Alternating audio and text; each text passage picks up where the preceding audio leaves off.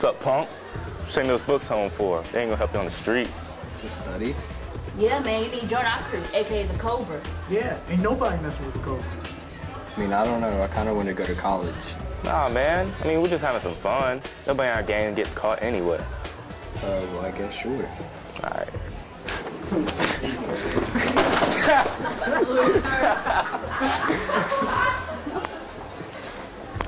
Hey, look, Henry. If you're gonna keep rolling with us, you gotta prove to me that you can hang. Okay.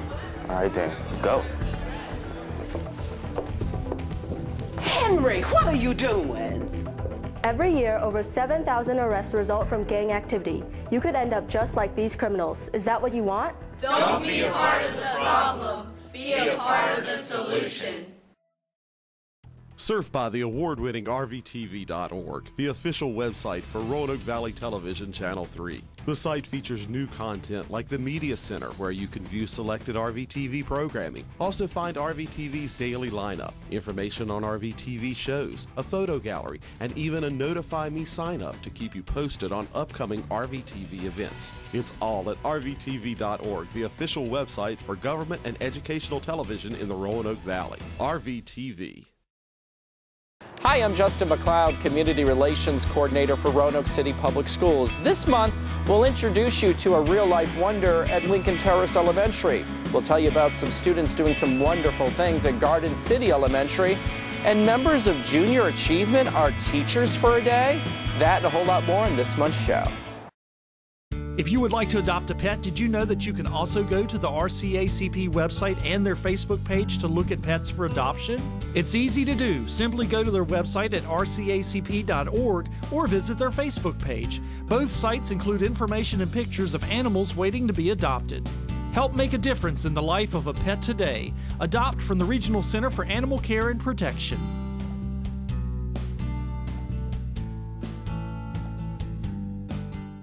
I've got a feeling that I'm going under, but I know that I'll make it out alive if I quit calling you my lover. Move on, you watch me bleed until I can't bleed, shaking, falling onto my knees, and now that I'm without your kiss, I'll be needing stitches. You were just listening to the talents of George Dennehy. He was recently here at Lincoln Terrace Elementary for a special ceremony, or assembly we should say, and here to talk about it is Stacy Wright. She's the principal of Lincoln Terrace. You know, you can see in the video Mr. Dennehy he was born without any arms. What was his message here at Lincoln Terrace to the students? Well, just being different, to embrace our differences, and about the students just understanding that sometimes there are people who are born with things that are different. Sometimes we're just different because we don't live in the same neighborhoods, we don't speak the same languages. So his message was just to embrace that, and then, you know, not to leave anybody out, to make friends with everybody that you meet. This comes at a time as the whole entire school, or some grades, are reading the book Wonder, and that's a very popular book for 4th and 5th graders, now a popular movie. How did you tie it into his appearance? Well, because of the child in wonder, Augie, you know, his face is he has a facial deformity, and he had all of the things that people did to him and talked about. So we talked about that and being kind, and just not talking to people. You know, one of the stories that Mr. Dennehy talked about was a man touching him on his shoulders and saying, "Nothing there, huh?" And, you know, all of the things that people say that they don't realize that could be rude. So we tied that into that, just wanting them to see someone who was different. As you know, at the beginning of the assembly, we had the curtains closed, so all they heard was someone playing a guitar. They didn't know that he didn't have any arms. You mentioned Mr. Dennehy talking about that sort of interaction with that person recently. Let's take a moment and hear what life was like for him as a child. Let's listen to that right now, okay? Okay. Do any of you guys ever feel like you just want to fit in with everybody? Yeah. Maybe you try really hard to fit in. Whatever's in, whatever's popular, that's what you're into, because you just want to fit in with everybody. But you know, for me, I could never fit in because I always had to be without arms. And I just wished, like, man, if a genie was real and he could give me one wish, then I would just want to wake up tomorrow with arms, so I could be just like everybody else. But that's just not realistic, right? Stuff like that just doesn't happen. So eventually, I just got to a point where I just accepted my difference. I just accepted it. I just accepted, hey, you know what? I don't have arms. And just because I don't have arms doesn't mean that I can't achieve my dreams. And just because you might be different doesn't mean that you can't achieve your dreams. Don't let your differences stop you from reaching and from always moving forward. Because, I don't know, we're going to go through a lot in life sometimes. Maybe you're going through a lot right now. And I know it's hard. I know you feel alone. I know you feel like there's no hope. I know you feel like you're never going to get out of this. But one thing that I've learned in my life, and even still learn right now, I've learned that it's in those times, it's in those difficult times in our life where we can take that as a chance to build our character and our strength. We can choose to either let those difficult times defeat us, or we can keep moving forward. And for me, and I hope for you too, I hope that you always move forward. And one thing I like to say too is, it's always better to go through life struggles with other people, with your friends. Don't go at it alone. And when we all are nice to each other, and when we all include each other in everything, and we don't let our differences get in the way of us being friends with each other, then nobody's alone. And as a school, and as classrooms, and as groups of friends, we can go through anything together, right? I really believe so. When you hear that, it really pulls at the heart. I'm wondering, how did the students react to that? Well, a lot of our students, because we have to, you know, children can sometimes just be cruel by curiosity, and so before our assembly, we made sure that we talked to them about things being different without trying to give it away.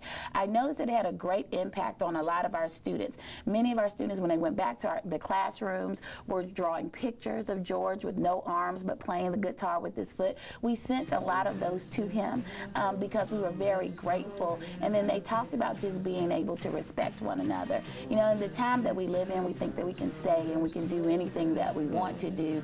We want to make sure that we put humanity first, that we're all people, we all have problems, we all have things that we are trying to overcome, and that we are nice to everyone when we're speaking with them. So I felt like our kids, they talked about it a lot.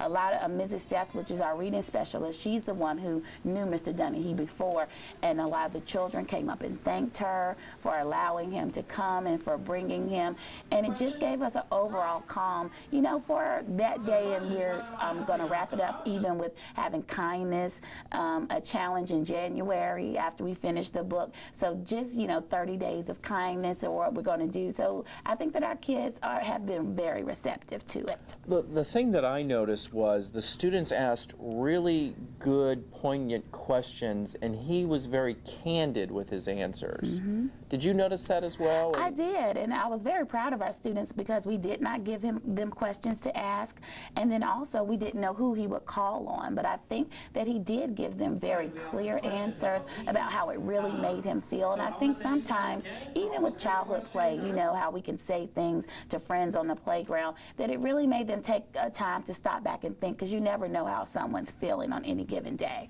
So as you watch the students, I noticed they were very engaged. You hope that continues, correct? In terms of feeling what he feels and being kind. How tough is it to keep that momentum going? It's very tough because they are 5-year-old to 11-year-olds, and sometimes that's a hard place to be because you don't know how to really express your feelings and things like that. However, we feel like we're doing precepts of the day that talk about kindness. Our music teacher is going to tie in some, for our final assembly when we finish the book, he's going to tie in some songs about about kindness. And so we listen to it every day. We talk about it every day. We have a wonderful bulletin board that's up in the upper building that every day one of the precepts gets added to the bulletin board. And so we hope that when they pass by that they'll just remember George being here and remember what his message was. And after the assembly, he was able to, with our principal student advisory council, he played checkers with them. He kicked around a soccer ball for a little while, and they were able to ask him questions, you know, on a personal, more close level. We talked about his message. Let's finish with how talented he is. I mean, to see what he's doing with the different instruments, and let's remember here, he has no arms. Right. That's pretty amazing. It is amazing. And the piano, you know, just starting to learn that at 23 years old, too, is absolutely amazing. Well, because he's so good, let's end with some of him performing as well. Thank you. Okay, and thanks for being with us. Thank and we'll you. be right back.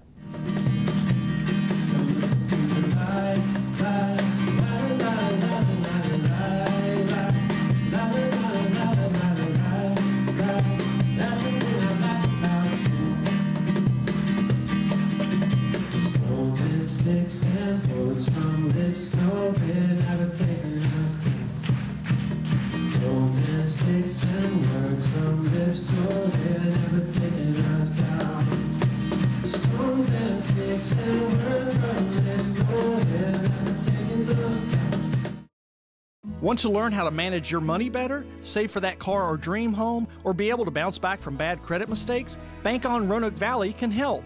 Bank On works with local banks, credit unions, and local governments to offer free classes at local libraries in our community. It's easy, free, and it's happening right where you live. Check out the calendar of classes or sign up at bankonrv.org or call 777-4200 for more information.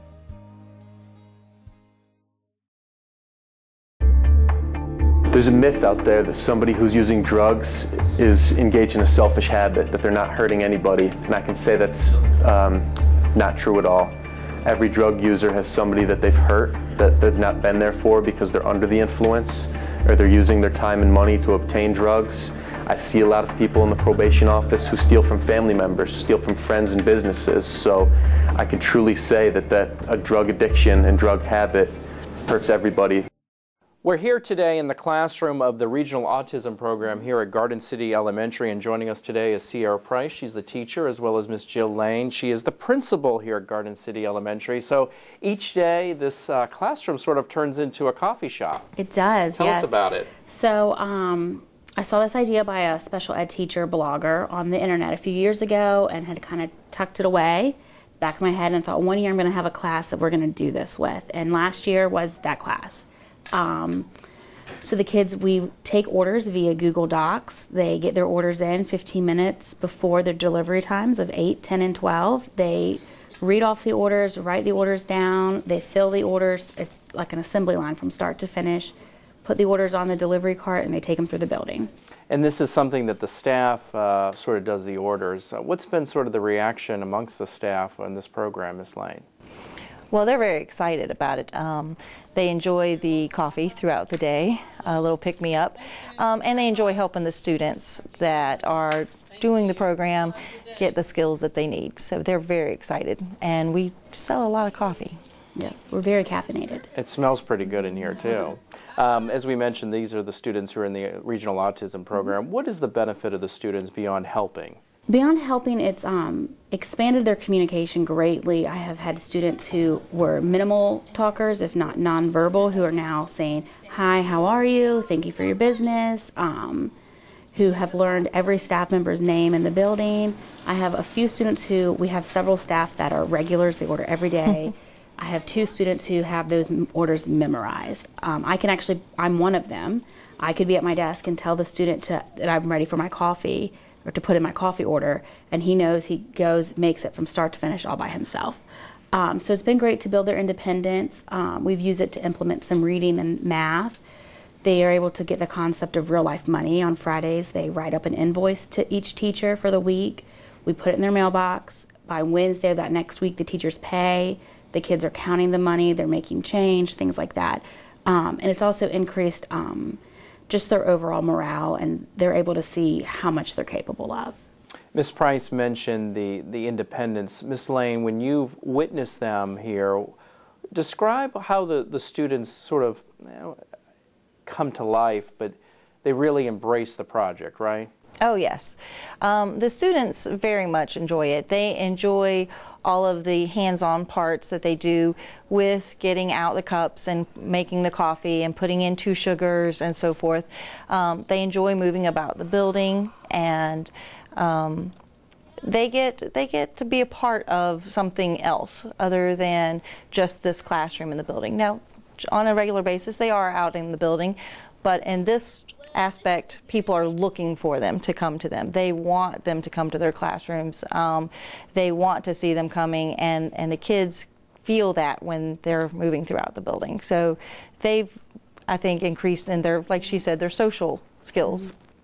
And you were telling me, Ms. Price, that you're hoping that this will sort of help them down the road when they get older, right? Yes, vocational skills, employment skills are something that tend to come later in life for students with autism and special education. But they're able to really zone in on this now, and it's only going to help them because they're only going to expand on it each year. So by the time they're graduating high school, these kids, every kid in my room right now is 100% going to be employable, which is only going to strengthen our community. And I know there's been a lot of focus because there's a TV show on this year with a doctor who is autistic.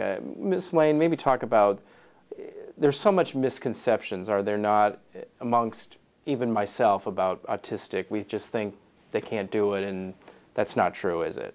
Oh, absolutely not. The spectrum, the autism is a spectrum, and there are children who have a wide range of abilities. And mostly it's just we've got to be able to tap into that. And it could be that they are fantastic at math. And it could be that they truly enjoy doing things with their hands, like making these cups of coffee. We've just got to be able to reach that in them, and they can really do amazing things. And to watch them go throughout the building and deliver the coffee, I mean, they're smiling, they're getting high fives. You mentioned they often know the names, the teachers know their names. What's that like when you see that? It's just, I mean, it's heartwarming. It's nice to see, you know, students who 2 years ago, 3 years ago were really struggling to just follow basic rules, who couldn't walk in the hall without a behavior, without dropping to the floor and kicking. Now they're going independently in groups of 2 or 3 with just one adult, and they're taking the show, they're running with it, and they're excited, and people are excited to see them, and it's just, it feels really good for myself, but it feels good for them too. And the program's only going to grow, you hope? Or I hope it only grows. Open yeah. a second location, right? Yeah. Well, congratulations. It's a great program, and as you said, very heartwarming. Yes. So I hope it only goes bigger and gets bigger and better from here. You. So, okay, and we'll be right back.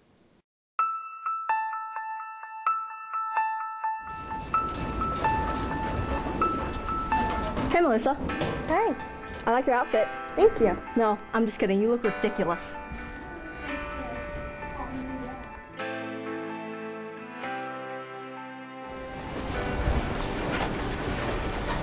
Dude, where'd you get that shirt, Goodwill? I did, actually. Yeah, I like it. Don't you have something better to do?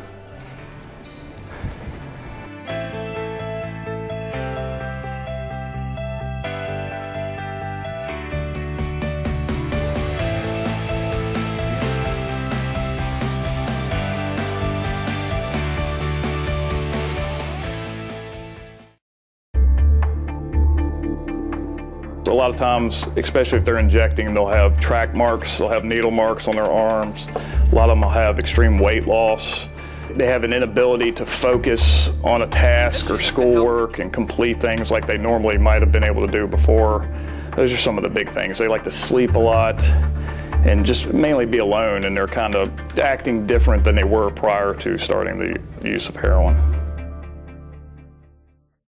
We are very grateful to all the organizations that volunteer and help us in our schools on a regular basis, and a great example of that was the recent Junior Achievement Day, and here to talk about it is Greg Johnston. Yes. He is the director of K-5 instruction. Tell us about Junior Achievement Day. What was it all about?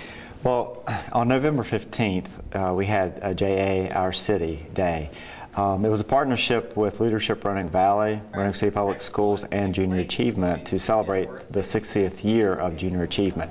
And so they had, on one single day in all of our third grade classrooms, 60 different volunteers from the community come in and work on a unit through Junior Achievement called Our City. And they sort of had activities that centered around economics, is that true? And what exactly did some of the students do? It is. There are several different lessons that they worked with the students on during that day, and they do focus on economics. You know, some of the topics talk about city planning. How do they plan a city? Where do certain buildings, businesses go within the city? They talk about finance for the students, how the banking industry works with businesses and individuals. They worked with the students on getting a bank account, different types of ways to purchase things within the community, and then also entrepreneurship for the students, how to start a business and what are some of the opportunities that the students may have as they grow up. Why third grade? Third grade in social studies, we do have an economics unit of study that we do focus on. Every student within third grade within the district works on that, but also they tailor it into a performance-based assessment that works on different cultures throughout the world and different businesses that the child could create. We also tie it into a book that everyone is reading in third grade called The Lemonade War. Within that book, there are two siblings that create two different lemonade stands, and they compete against each other. So it talks about the economic piece, the entrepreneurship piece, and how they have to utilize funding, how to get the funding, the materials to have their business grow and be successful. I know you visited many of the schools and witnessed sort of the activities. They're very hands-on. These weren't just sitting at the desk and listening to a lecture. What was the reaction of the students taking part in this? The students really enjoyed it. They were very inquisitive because some of the topics a lot of our children, 8-year-olds, do not have a lot of experience with. And so to learn about, first of all, to have a community member come into the classroom is always a good experience for everyone. But to also talk about how they could build their own business and think about the different activities of creating the business, how it works, how you go to get funding. They may have seen some of the pieces with their parents, some may not have, but it was a really good opportunity. But it is very much hands-on. They do create their own city. There's a layout, and it's three-dimensional pop-up city that they work on. The thing that I noticed is the students quickly realize that money doesn't grow on trees, even though they may have that impression, correct? Yes, money does not just come out of an ATM machine. You know, you do have to have a job. You do have to. That's where the banking industry helped out with some of the lessons that they talk about. How do you get a bank account? What are different ways of payment, from a personal check to a credit card to cash?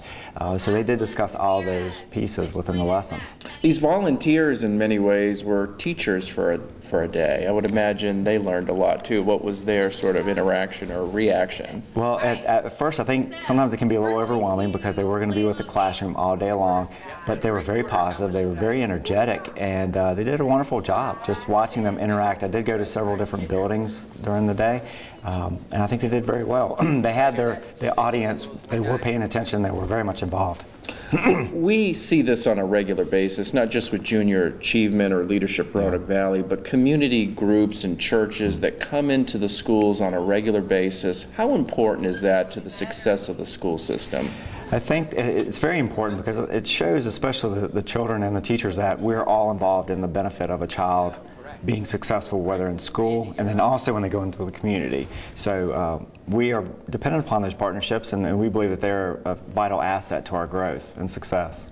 Okay, well, we appreciate Junior Achievement and Leadership Roanoke Valley. It was a great event, and hopefully they'll do it again in the future. Yeah, absolutely. Okay, and we'll be right back. Attention kids, Roanoke's recycling heroes need your help.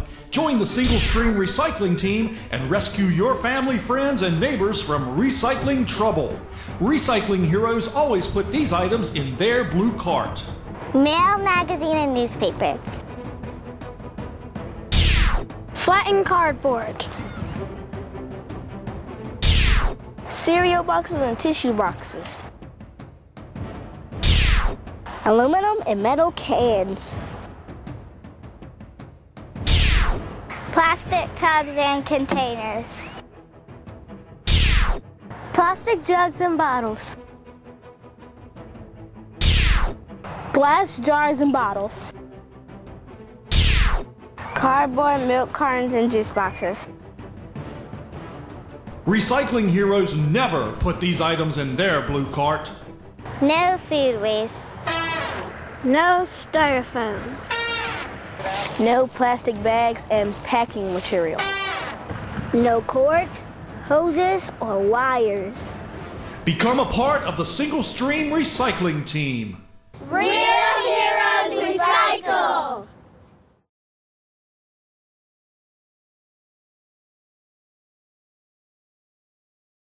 The holiday season, a time of joy, a time for sharing, a time for celebration. But in one brief moment, the holiday season can become